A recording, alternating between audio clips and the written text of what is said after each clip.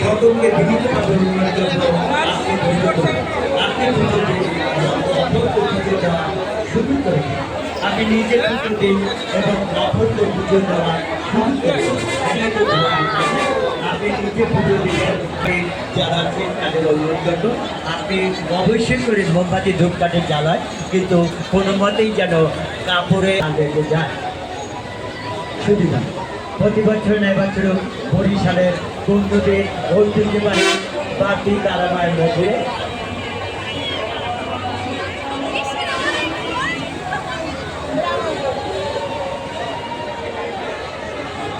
যারা আমাদের সদস্য রয়েছেন, যারা কার্ড পান না, তারা রাহুল চক্রবর্তীর সঙ্গে যোগাযোগ করুন।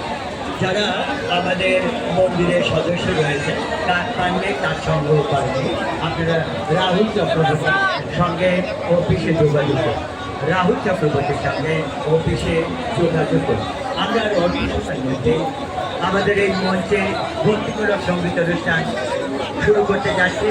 আপনাদের সকলকে Thank you.